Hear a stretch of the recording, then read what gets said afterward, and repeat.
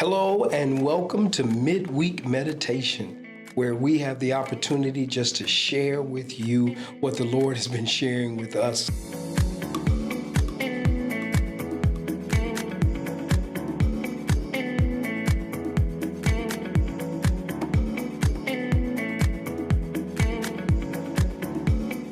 We've been talking here at New Life about taking back your life. That's been our series for last month or so. We've been in this series, and we're actually winding up this series this coming weekend.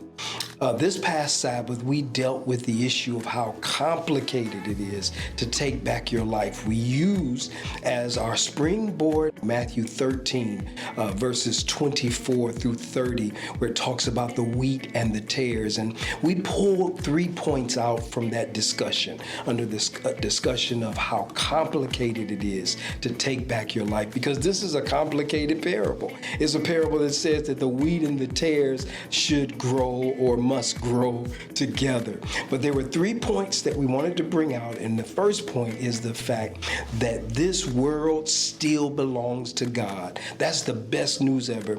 As confusing as this world is, it still belongs to God. Number 2, we said that if you plan on taking back your life, you have to have a level of honesty.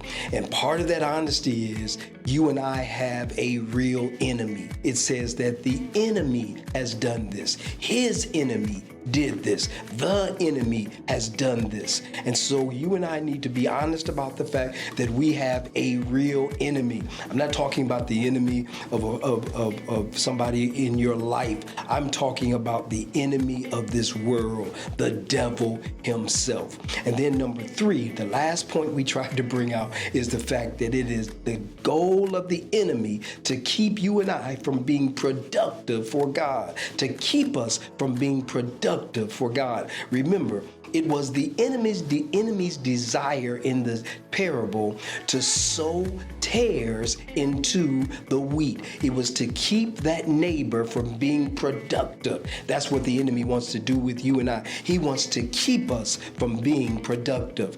And I want you and I to be very mindful of the fact that what we do for Christ is what's going to last. God has a plan. He has a call for your life and for my life. And there's only one thing that can hinder that, and that is by us giving over to the enemy. I love the fact that this text tells us that you and I, we don't have the ability to determine who is wheat and who is tare.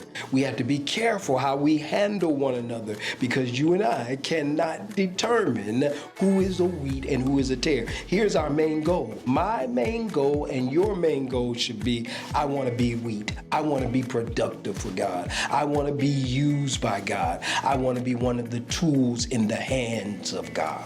I'll close out by telling you a quick story about a young lady who in the late 80s was in a long distance marathon. As a matter of fact, she won the marathon. She hadn't been running much. She hadn't been training much. She was an unknown in the marathon world.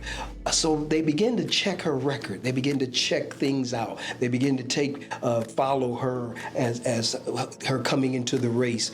And they noticed something. They noticed that she had some things missing with regard to the race. There were some times that they missed her during the race. You see what happened? This young lady, she got out of the race, boarded one of the trains, rode the train about 16 miles, got off the train and walked around until she was back in the race. And then she started running again, which means she got out of the race, took the easy way around, and then got back in the race, and it appeared as though she had won.